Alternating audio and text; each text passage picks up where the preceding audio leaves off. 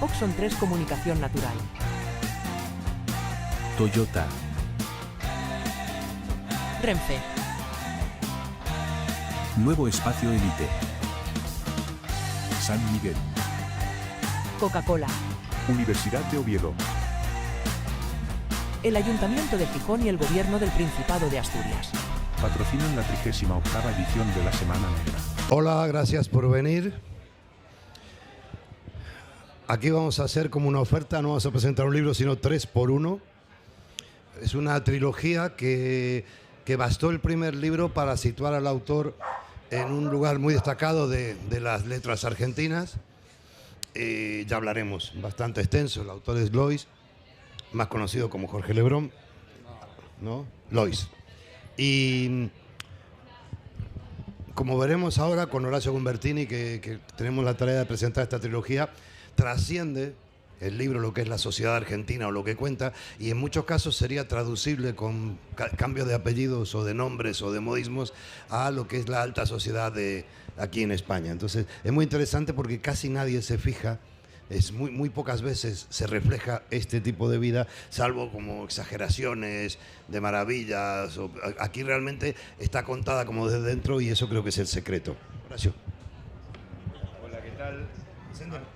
¿Anda esto? Sí. Hola, ahí estaba apagado. Hay un gran hallazgo que tiene esta trilogía y que puso a Lois en una órbita muy interesante dentro de la literatura argentina contemporánea, es que cuenta un estrato social al cual no le gusta ser contado. Es decir, las clases altas no les gusta ser contadas. En mi trabajo como periodista, por ejemplo, muchas veces me encuentro con que si una familia de clase alta en la Argentina, supongo que lo mismo aquí en España, se transforma en materia informativa, en materia noticiable, es probable que se abroquele en abogados, en consultores de medios y seguramente en el silencio, en los guardaespaldas y en los muros. Con lo cual es muy poco lo que nosotros podemos saber de cómo piensan, cómo viven, cuál es la ética que hay detrás del dinero de estas personas. Todo lo contrario pasa con las clases bajas, es decir, la clase baja está a veces sobrenarrada. Los escritores, que muchas veces somos de clase media, tenemos la tendencia a expiar nuestras culpas por ser de clase media contando lo que le pasa a los estratos menos favorecidos y más marginados de la sociedad, sobre todo en la novela negra. Y cuando se vuelve materia noticiable, el pobre habla, el pobre cuenta, el pobre a veces necesita la cámara o el periodista para decir lo que le pasa. Entonces ahí encuentra como un lugar dentro de la escena pública. Entonces, Lois, ¿qué hace? Primero con Merca, cuenta lo que le pasa, lo que piensa, ¿no? Lo que le pasa y lo que piensa, y lo que dice y lo que hace, un sujeto que se llama Johnny, que es el primer protagonista de la trilogía, que es un muchacho con dinero, no muy siempre atento al negocio, fiesta, droga, ketamina. Lo que hace Lois es contar lo que la revista Hola no te cuenta, ¿no? El revés, la mugre de la revista Hola. Y después lo mismo lo hace en el segundo libro de la trama, la mamá de Johnny, que es como tal, es la madre del protagonista de la primera novela. Y en la tercera novela, la que cierra la trilogía, es Pichón, es el hermano menor de Johnny. En todo caso, lo que vemos es la insoportable levedad de esta mosca que me está circulando. La insoportable levedad de la gente bien, como le decimos en la Argentina, ¿no? Pero no desnudada por alguien que entra a ese mundo por una ventanilla, sino por los propios. Porque tanto en Merca, como en Pichón, como en la mamá de Johnny, ellos se cuentan a sí mismos, con sus acciones, con sus reflexiones, con sus con sus ideas, con sus prejuicios. Y eso me parece que es el gran hallazgo que tiene la trilogía y que la vuelve fascinante, porque es meternos en la cabeza de personajes a los cuales habitualmente no tenemos acceso.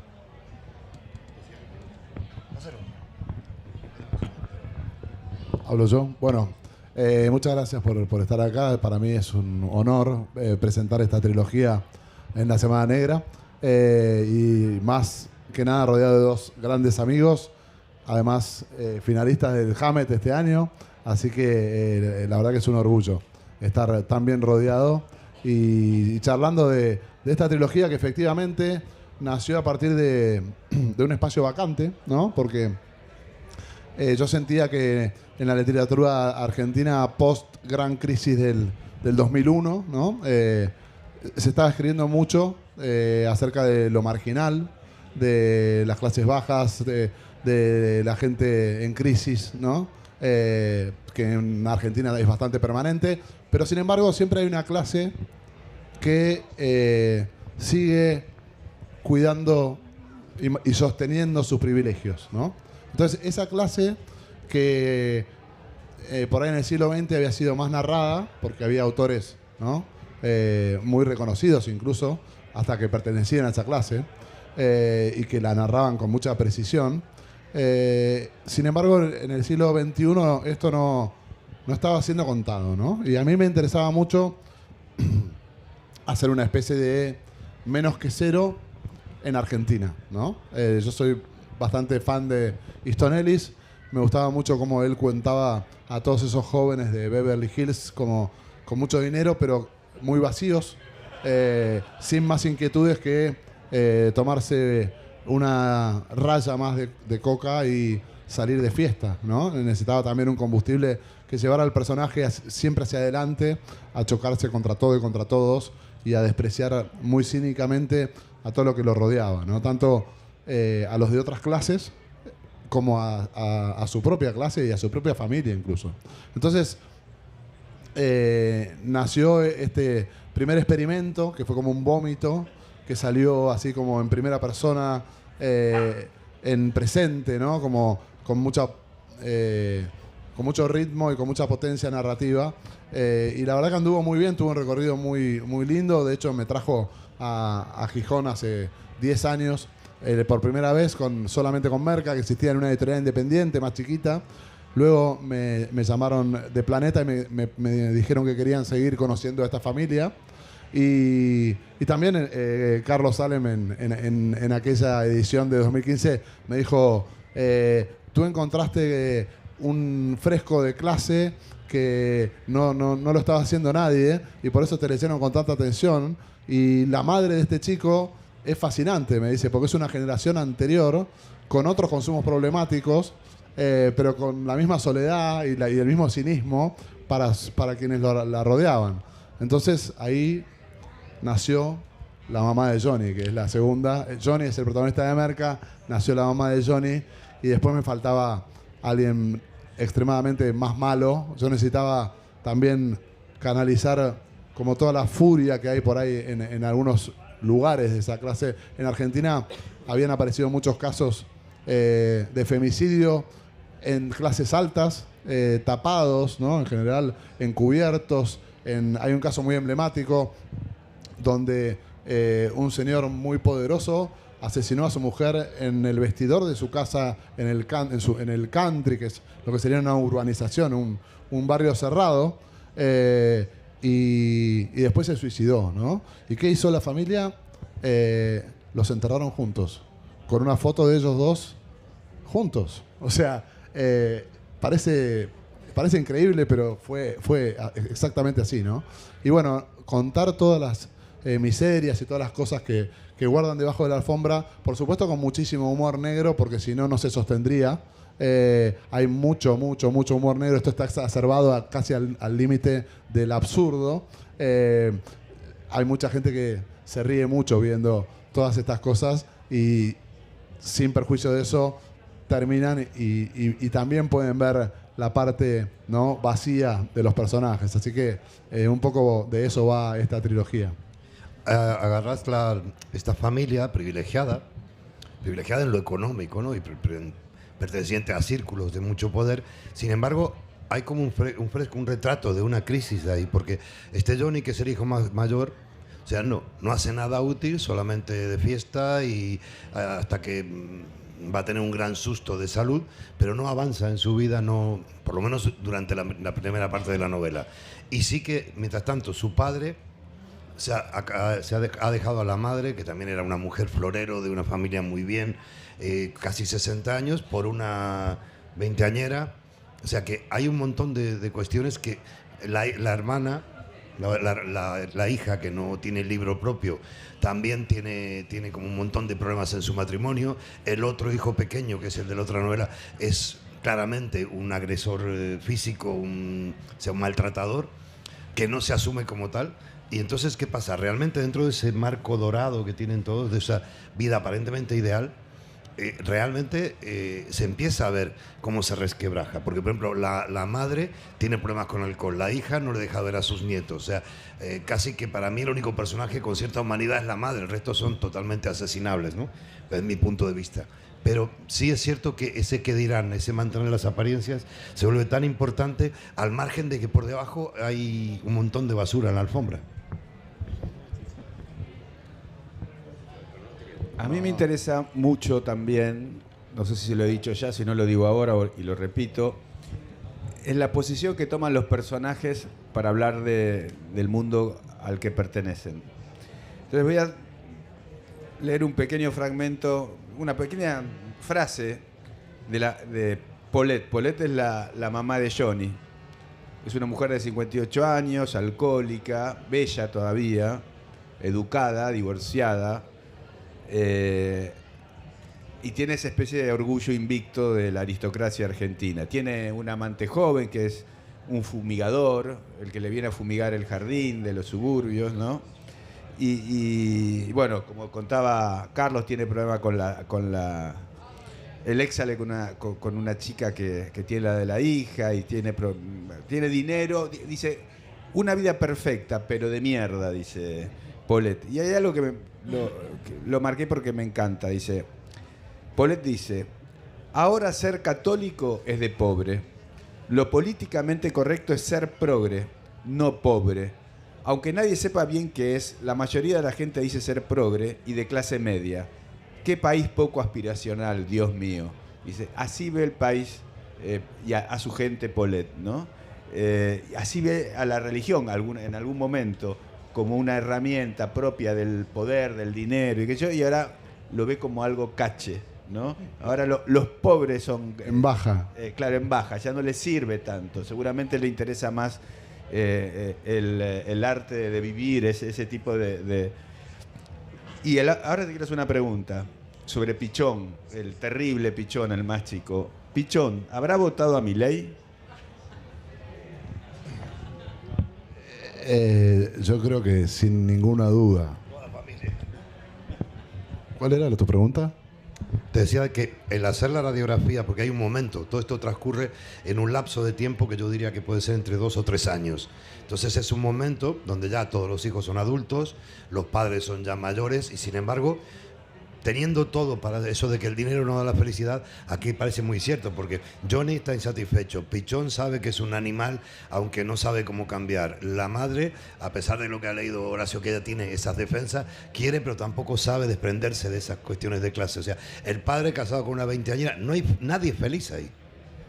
Bueno, la idea que yo me propuse era no narrar ningún tipo de felicidad, ¿no? O sea, sí un confort que tenía que ver con las cosas resueltas en lo económico. De hecho, en algún momento hace alusión a una frase, por ejemplo, de la viuda de Gucci, creo que fue la que lo mandó a asesinar, que ella decía, yo prefiero, si voy a sufrir, prefiero llorar en un yate en el Mediterráneo que en el medio del barro, ¿no? Entonces, hay un montón de cosas que ellos tienen resueltas por su condición económica, pero que no pueden con sí mismos, ¿no? Hay un sinsentido que no lo pueden combatir de ninguna manera, porque realmente no tienen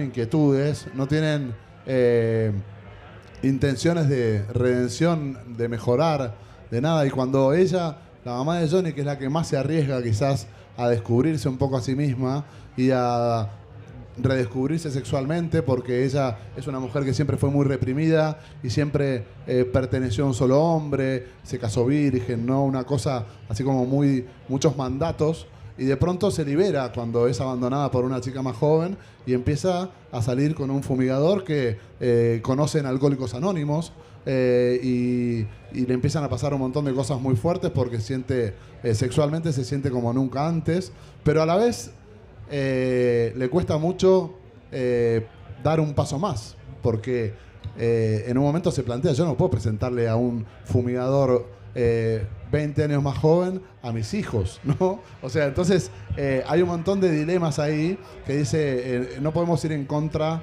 de quienes somos, ¿no? Ese es un poco la reflexión final que ella hace a sí misma, ¿no? El personaje desde ya. Y Pichón ya es una persona que está fuera de todo control, ¿no? Es muy difícil leer un libro o sea, los escritores solemos llevarnos mal con el humor. Sin embargo, leyendo la trilogía, uno muchas veces se va a encontrar riéndose, ¿no? Riendo, o sea, encuentra esos disparadores de ideas que tienen los personajes que son absolutamente delirantes. Es un tour muy divertido, la saga, muy lleno de sarcasmo. Y acá la pregunta que te quiero hacer es, Lois, ¿cómo construís, si hay alguna técnica para hacerlo, esos momentos, como por ejemplo la reflexión que leí hace un ratito, que vos la lees y decís, merece una carcajada, diríamos? ¿De dónde sale? Bueno, eso a mí me parecía, en primer lugar, yo soy una persona que se aferra al humor en todos los momentos de la vida, ¿no? Yo en un velorio, cuando veo que ya se pone la cosa como muy triste y muy desoladora, por ahí hago un chiste y me miran medio raro, pero yo necesito descontracturar, ¿no? Mi manera de descontracturar la vida es a través del humor, ¿no? Siempre estoy tratando de evadirme de cosas más complejas a través del humor. Bueno, me pareció que contar todas las miserias y toda la mugre debajo de la alfombra de toda esta familia que me inventé, tenía que ser a través del humor negro, ¿no? De ser muy, muy ácido al hueso, y que algunos dijeran, wow, se fue el recarajo, y otros se largaron una carcajada. Que de hecho me ha pasado, hay gente que me dice, yo tengo una pequeña comunidad de seguidores de esta familia que me piden que haga al padre, a la hermana, que es una cosa, es un nicho muy, muy, muy acotado, pero muy fiel, ¿no? Y que me escriben a través del Instagram y demás. Y me piden a los otros personajes porque están como fascinados. Y algunos a veces me dicen, me ha pasado de todo. Me ha pasado una señora muy, muy, muy paqueta, no sé cómo decir, muy, muy, muy elegante, muy fina, que me ha cuestionado alguna palabra en el lenguaje de la mamá de Johnny. Me dice, la mamá de Johnny no diría eso, me puso. Y yo, bueno, voy a ver en la segunda edición, vamos a ver si se puede corregir, ¿no? Me decía, no, jamás diría eso. O sea, estaba tan mimetizada, ¿no? Y después otros que, sobre todo con Johnny, no tanto con Pichón, que es un personaje que está blanqueada su violencia, porque lo que pasa con Johnny en Merca es que él piensa cosas muy feas, pero no las oraliza. Entonces todo transcurre en su cabeza, odia a todo el mundo, pero no se lo dice, como que la caretea, decimos en Argentina. En cambio, Pichón, al revés, es verborrágico y no le importa decir cualquier barbaridad, por eso es mucho más odiable, ¿no?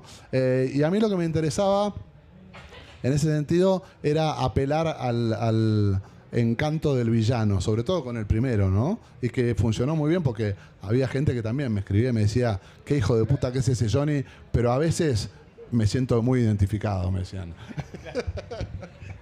Justo lo que decías del vocabulario, igual está respondido, pero ¿hasta qué punto tuviste feedback de esta novela de la clase que estás narrando? O sea, aparte de esta señora que te dijo el vocabulario, gente que se diera por aludida porque lo conoce, ¿qué te ha manifestado? ¿Qué te ha contado? O sea, ¿te han querido pegar? ¿Te han mandado pegar con los jardines? ¿Te han mandado un fumigador o algo? Bueno, por suerte, todo el mundo se lo tomó a bien, ¿no? La gente que no pertenece a esa clase me dice, qué bueno que cuentes un poco como desde adentro, ¿no?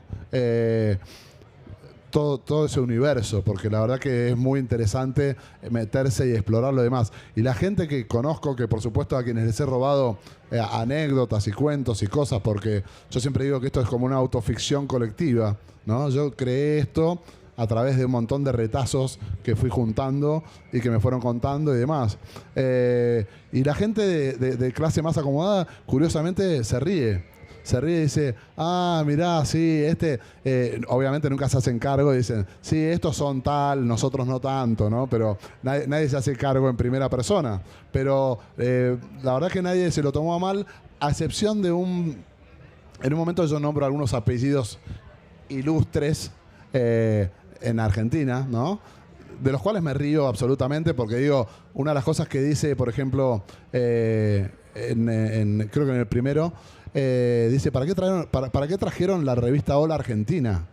Si acá no tenemos realeza, no hay conde, no hay nada. O sea, la realeza nuestra es Mirta Legrand, que es una señora conductora que hace un almuerzo hace miles de años, y sus hijos, y paren de contar. Entonces se ríe un poco de toda esa cosa de los escudos, ¿no? Que inmigrantes que se fueron a Argentina y que tienen escudos de familia, y lo que dice en el libro es, si se fueron a Argentina era porque se estaban cagando de hambre en otro lado. O sea, no tienen ningún signo de nobleza más que algo venido a menos a lo sumo. Entonces se ríe constantemente de eso.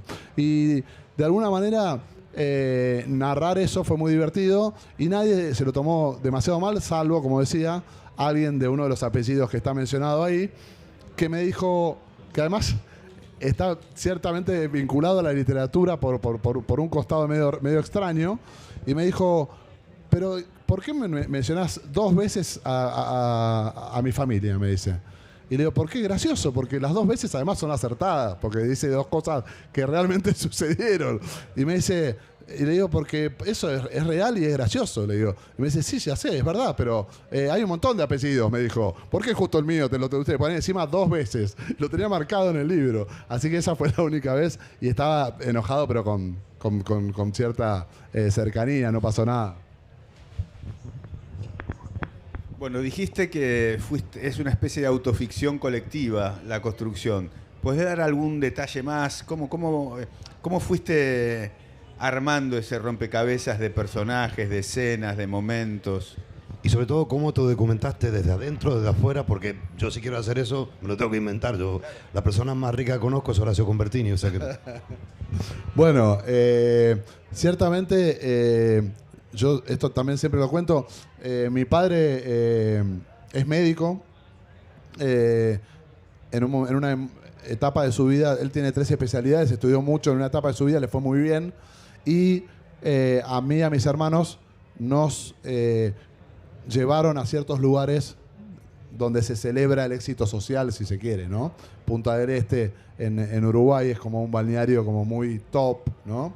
Íbamos a un club también donde había gente así como muy refinada, ¿no? Y bueno, y yo todo eso evidentemente lo fui guardando en un disco rígido. Sigo teniendo amigos de aquella época que me han documentado casi oralmente y que yo, escuchando cuentos de ellos, digo, esto lo voy a usar. Y ya saben, además, yo les digo, acuérdense que están hablando con un escritor, que todo lo que digan puede aparecer después en un libro, seguramente con otro nombre, pero y de hecho algunos me han dicho, hijo de puta, ese que aparece ahí soy yo. Y le digo, y sí, pero, y algunos hasta se mimetizan tanto que dicen, pero después no pasó eso. Le digo, no, a mí me sirvió esa parte, después yo la cambié y me la inventé para otro lado. O sea, también hay que ser pillo para alejarse de lo autobiográfico, y por eso se llama autoficción, ¿no? Entonces, nada, un poco eso. Y los 3 desafíos, brevemente, Merca, que fue como la primera escupida, que me salió así como una especie de vómito, persiguiendo un poco el Bret Easton Ellis de Menos que Cero, así como muchos flashes, ¿no? Como escenas así cortas, directas, en presente, en primera. Después dije, bueno, voy a hacer algo diferente y dije, bueno, voy a narrar en femenino.